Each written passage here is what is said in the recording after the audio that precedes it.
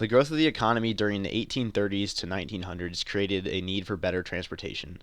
During this time period, transportation methods evolved rapidly.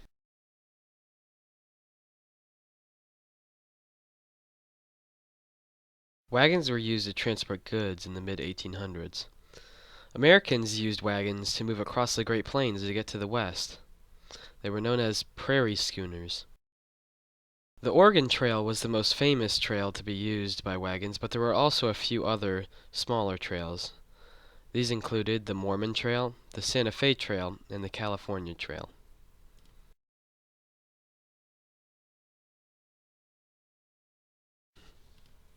Farmers often used cheap, disposable rafts to transport goods down the Mississippi River to New Orleans. However, there was no good way to take a ship back up before the invention of steamboats.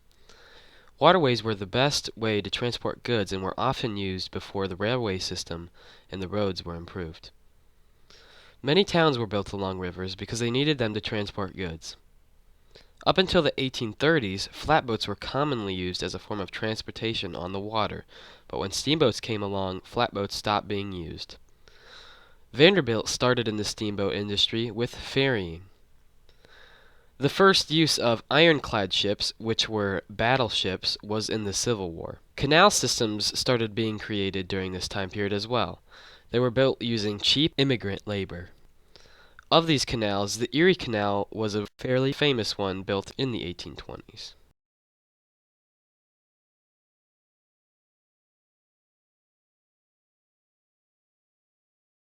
Steamboats were invented by John Fitch and Robert Fulton. They had a water wheel on either the side or the back of the ship. They were a somewhat dangerous way to travel because of boiler issues. They were, however, replaced by railroads in the late 1800s.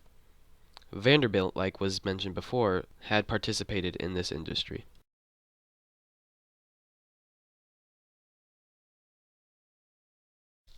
The railroad era began in the 1830s, and by 1840, 3,000 miles of track had been laid. Railroads expanded at an unprecedented rate after the 1850s. Cornelius Vanderbilt was a crucial man in the expansion of railroads.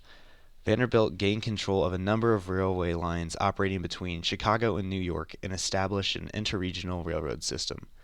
The 1849 gold rush increased the business of railroads when they made it safer to travel and eventually cheaper. In 1860, 30,000 miles of track had been laid. In 1870, refrigerated railroad cars were introduced, which increased the national markets for fruits and vegetables. By 1916, the railroad network peaked at 254,000 miles of track. The Transcontinental Railroad is one of America's most well-known railroads. It connected the western and eastern United States. It ran from Council Bluffs, Iowa, to San Francisco, California. Leland Stratford built the track for the Central Pacific Company, while Thomas Durant built the railroads for the Union Pacific Company. Their railroads met at Promontory, Utah in 1969.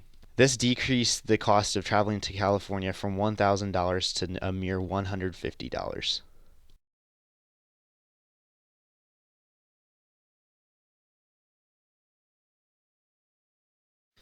Road development really took off from the 1830s to the 1920s. In the 1830s, turnpikes began to be used. These turnpikes were privately funded on usually a gravel or dirt road. From 1910 to 1925, there was a period of road building, accompanied by the increased use of automobiles.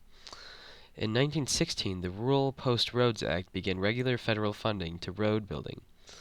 A pretty important road was the Cumberland Road, also known as the National Road, and was about 620 miles long.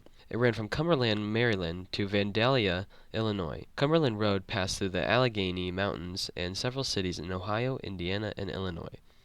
The road was supposed to go to St. Louis, but due to the Panic of 1837, funding disappeared. The Cumberland Road sped up travel time to the west, and as a result, it caused the West to grow. The Lincoln Highway was the first transcontinental automobile route in the United States. The road started in Times Square, New York, and ended in Lincoln Park in San Francisco, California. It crossed 14 states and was also paved for some part of the route. It was conceived by Indiana entrepreneur Carl G. Fisher, who also started the Indianapolis 500 in 1911. This highway caused the creation of auto trails that were built from 1913 to 1926. This was also the precursor of the U.S. numbered routes and the interstate system.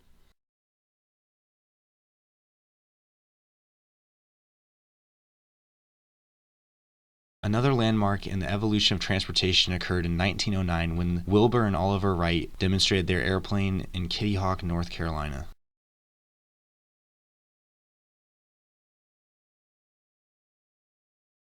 The Ford Model T is one of the first cars that was massively produced, and it utilizes the idea of the assembly line. It was the first affordable car for many people in the middle class, and it was made in 1908. Before this, cars were a mere luxury for the rich.